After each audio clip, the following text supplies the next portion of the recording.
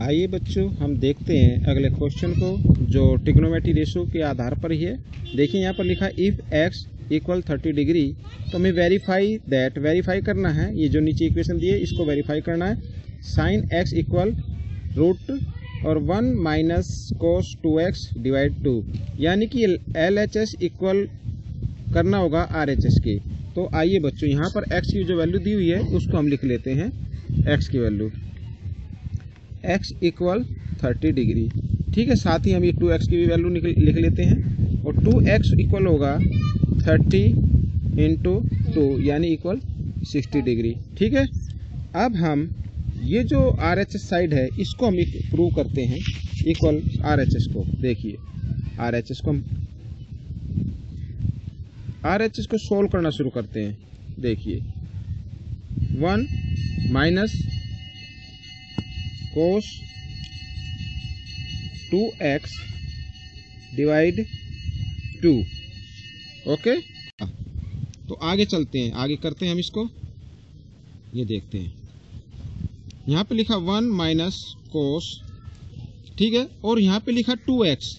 अब बच्चों 2x क्या है, ये मैंने इधर वैल्यू लिख दी थी। 2x का मतलब 60 डिग्री, ठीक है बच्चों। हमने इसको सोल्व किया था, तो कोस 60 डिग्री और डिवाइड 2, ठीक है बच्चों। यहाँ तक आगे समझ में। अब आगे करते हैं, यहाँ पर ये लो देखिए 1 माइनस, अब बच्चों यहाँ पर कोस 60 लिखा हुआ है। कोस 60 डिग्री पर कितना रेशो होता है, कितनी वैल्यू होती है इसकी? हाँ 1/2, वेरी गुड। इसके नीचे 1 मान लेंगे और ये नीचे 2 वाला, ठीक है। फिर स्क्वायर रूट का साइन। अब 1 और 2 का एलसीएम लिया हमने 2, ठीक है। 2 को 1 से डिवाइड करेंगे, 1 की टेबल 2 पे चलेगी, 2 1 जा 2 माइनस 1 डिवाइड 2। आगे फिर स्क्वायर रूट का साइन लगा, ये लो। अब 2 में से 1 माइनस कर दो, 1 डिवाइड 2, और ये जब 2 रहा ये इसके नीचे ऐसे आ जाएगा, ठीक है बच्चों। अब इधर कर लेते हैं, देखिए अब 1 2 को 2 टाइम्स मल्टीप्लाई किया, इधर 2 को 2 टाइम्स करेंगे 4, ठीक है, इक्वल 1 का स्क्वायर रूट कितना होता है 1 होता है, और 4 का स्क्वायर रूट कितना होगा 2 होगा, ठीक है बच्चों। ये आ गया। तो इधर हमारे पास LHS में क्या लिखा हुआ था, साइन x लिखा हुआ था, यानी कि इसको अगर हम आगे लेके चले, साइन 30 डिग्री, x की वैल्यू जो 30 डिग्री गिवन थी, और साइन 30 की वैल्यू क्या होती है, इक्वल 1/2 होती है। अब बच्चों हमने देखा कि इधर भी 1/2 आ गया और ये भी, यानी LHS भी 1/2 और RHS भी 1/2। तो हमने प्रूव कर दिया LHS इक्वल RHS, ठीक है बच्चों। ये क्वेश्चन आपकी समझ में आ गया होगा, बिल्कुल आसान था। इसको आप ध्यान से सीखें और इसी फॉर्मूले के आधार पर और भी क्वेश्चन हैं, आप उनकी प्रैक्टिस कर सकते हैं। आइए हम अगले क्वेश्चन के both side 20 centimetre has 2 angles of 60 degree each, find the length of diagonal. आइए मैं इधर फिगर बना लेता हूँ। देखिए बच्चों पहले मैं फिगर बना लेता हूँ, और फिगर पर मैं आपको अच्छे से बताऊंगा कि क्या लिखा हुआ है। देखिए बच्चों ABCD, ठीक है बच्चों, ये फिगर बन गई। हम इसके डायगोनल बना लेते हैं, ये हो गया, और B को D से ज्वाइन कर दिया, ये O आ गया, ठीक है बच्चों। अब ये 30 डिग्री, ठीक है। अब ये 30 डिग्री मैंने क्यों लिखा, अब मैं आपको बताता हूँ 30 डिग्री क्यों लिखा। देखो बच्चों यहाँ पर लिखा हुआ है कि जो ईच एंगल है, यानी एक पेयर है जो 60 डिग्री का है। अब ये तो ऑब्ट्यूज एंगल है, ये एक्यूट एंगल है, तो इसका मतलब ये 60 डिग्री का, ये 60 डिग्री का है। और हमें पता होता है कि जो डायगोनल होते हैं रोम्बस के, वो एंगल को बाइसेक्ट कर देते हैं, ठीक है। तो ये 60 का था, तो इसका मतलब ये 30 का आ गया, ये भी 30 का आ गया। इधर ये 30 का होगा तो ये भी 30 डिग्री का होगा। समझ में आ गया बच्चों। अब देखिए इसमें क्या लिखा, साइड 20 सेंटीमीटर। अब मैं इसको 20 सेंटीमीटर बना देता हूँ, हो गए 20 सेंटीमीटर। अब हमें फाइंड क्या करना होगा, लेंथ फाइंड करनी होगी डायगोनल की, यानी AC की और BD की, ठीक है बच्चों। अगर हमें AO की लेंथ फाइंड हो जाए तो AC की भी हो सकती है, ठीक है। इसी प्रकार BO की फाइंड हो जाए तो BD की भी लेंथ हम फाइंड कर सकते हैं। आइए इसको सोल्व करना शुरू करते हैं। सॉल्यूशन। देखिए बच्चों, लेट कर लेते हैं, let ABCD is a rhombus. ठीक है, ABCD is a rhombus of side 20 centimetre. ठीक है बच्चों, एंड मैं इधर लिख लेता हूं, एंड इसकी जो एंगल है, मान लीजिए एक तो एंगल ये है BAD, ठीक है, एंगल BAD इक्वल है एंगल BCD, और इक्वल किसके है, 60 डिग्री, ये गिवन है इसमें। ठीक है बच्चों, समझ में आ गया यहाँ तक। अच्छा, अब हमें पता है, देखिए मैं यहाँ लिख देता हूं, we know that diagonal of rhombus, diagonal of rhombus are perpendicular। perpendicular का मतलब होता है 90 डिग्री each other।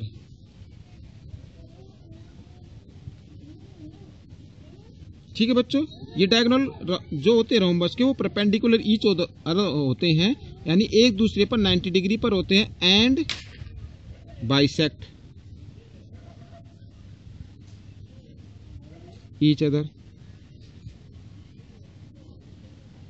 आप ऐसे भी लिख सकते थे, परपेंडिकुलर बाइसेक्ट ईच अदर। ठीक है, मैंने यहां लिख दिया एंड बाइसेक्ट ईच अदर, यानी एक दूसरे को बाइसेक्ट भी करते हैं। बाइसेक्ट का मतलब क्या होता है, AO equal OC, BO equal OD, ये मतलब होता है। ठीक है बच्चों, आइए हम इसको सोल्व करना शुरू कर देते हैं। और ये जो डायगोनल होते हैं वो एंगल को भी बाइसेक्ट करते हैं। ठीक है, ये याद रखना कि डायगोनल जो होते हैं रोम्बस के, वो एंगल A और एंगल C को भी क्या कर रहे हैं, बाइसेक्ट कर रहे हैं। ठीक उसी प्रकार जो BD डायगोनल है, वो B और D को भी, जो ये एंगल है, इनको भी बाइसेक्ट कर रहे हैं। ठीक है बच्चों, आगे हम देखते हैं।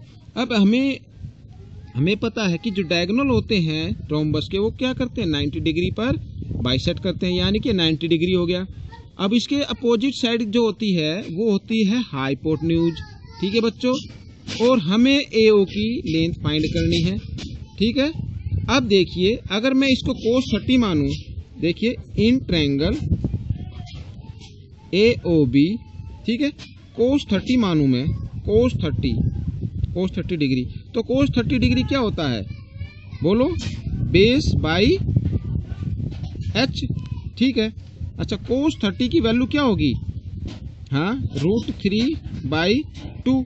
अच्छा, बेस क्या है इसका, बेस है इसका AO। ठीक है, और H क्या, हाइपोटेन्यूज क्या, 20 है। ठीक है बच्चों, समझ में आ गया यहाँ तक। अब आगे हम इसको क्रॉस मल्टीप्लाई कर देते हैं। AO की 2 के साथ कर दीजिए, 20 की √3 के साथ कर दीजिए। हम इसको लिख सकते हैं 2AO और 20 √3। ठीक है बच्चों, इसी को मैं आगे बढ़ाता हूं यहीं पे, और AO की वैल्यू निकालनी है। तो AO की वैल्यू क्या होगी, यहाँ पे इक्वल का साइन, 20 √3 डिवाइड में 2 से इसको हम काट देते हैं। तो AO की वैल्यू क्या आ गई, 10 √3। ठीक है बच्चों, ये समझ में आ गया आपको यहाँ तक, इसकी वैल्यू क्या आ गई, 10 √3। ठीक है, आगे हम देखते हैं ये वाला, दूसरे वाला। अब हमें BO की लेंथ फाइंड करनी होगी, AO की तो हो गई। ठीक है, अब BO की ओर फाइंड करते हैं। BO की लेंथ में हम इसी को लेके चलते हैं, ये इसी से हम इसको निकालेंगे। मान लीजिए यहाँ पर साइन 30 डिग्री है, ये देखिए साइन अगर 30 डिग्री है तो साइन 30 क्या होता है, बोलो, हाँ, परपेंडिकुलर बाई हाइपोटेन्यूज, यानी परपेंडिकुलर क्या है अपना BO, और हाइपोटेन्यूज क्या है AB। ठीक है, इसी के, यानी BO कुछ फाइंड करना हमें, और AB कितना है, 20 है। अब साइन 30 की वैल्यू क्या होती है, साइन 30 की वैल्यू क्या होगी बच्चों, 1/2। ठीक है, और इक्वल BO इक्वल 20। ठीक है, क्रॉस मल्टीप्लाई कर देंगे, इसी को मैं आगे बढ़ाता हूँ, 2BO इक्वल 20। अब 2 इधर मल्टीप्लाई की फॉर्म में, इधर आकर डिवाइड की फॉर्म में आ जाएगा। मैं इसी को आगे कर देता हूँ, BO इक्वल 20/2, 2 से इसको हम काट देते हैं। तो BO की लेंथ कितनी आ गई, यहाँ पर 10। ठीक है, अब देखिए बच्चों, इसको मैं थोड़ा सा आगे बढ़ा देता हूँ, मैं इसको नेक्स्ट पेज पर करा देता हूँ। देखिए यहाँ पर आप देख सकते हैं, ठीक है, बीओ की लेंथ आ गई। अच्छा, अब हमें पता है कि AO इक्वल होगा, यानी AO का डबल अगर हम कर दें तो ये AC के इक्वल होगा। हमें AC की लेंथ फाइंड करनी है, यानी हम ऐसे भी लिख सकते हैं AC इक्वल टू, और AO की लेंथ कितनी थी, हाँ 10√3, यानी हम इसको मल्टीप्लाई करें तो कितना आएगा, 10 टू जा 20√3, ठीक है। AC की लेंथ आ गई। अच्छा, अब हम आगे निकालते हैं BD की लेंथ, BD की लेंथ निकालते हैं, और BD की लेंथ क्या होगी, BO की डबल हो जाएगी, ठीक है। BD की लेंथ फाइंड कर रहे हैं 2, और BO की कितनी थी, 10 थी, तो 10 टू जा 20 सेंटीमीटर। तो बच्चों डायगोनल की लेंथ आ गई, ठीक है, इसको आप सेंटीमीटर लिख सकते हैं, इसको भी सेंटीमीटर। तो AC की लेंथ आ गई 20√3 और BD की लेंथ आ गई 20 सेंटीमीटर। तो बच्चों इस ये जो क्वेश्चन था ये सोल्व हो चुका है, और मैं उम्मीद करता हूँ कि क्वेश्चन आपकी समझ में आ गया होगा, ठीक है। यदि ये वीडियो आपको अच्छा लगा तो बच्चों इसमें से सीखकर आप सभी बच्चों को सिखाएं, जो आपकी क्लास में पढ़ते हैं उनको बताएं, ठीक है। और अगर ये वीडियो आपको पसंद आया तो इसे लाइक कीजिए और इसको सब्सक्राइब भी कीजिए, और इस वीडियो को ज़्यादा से ज़्यादा शेयर कीजिए। धन्यवाद।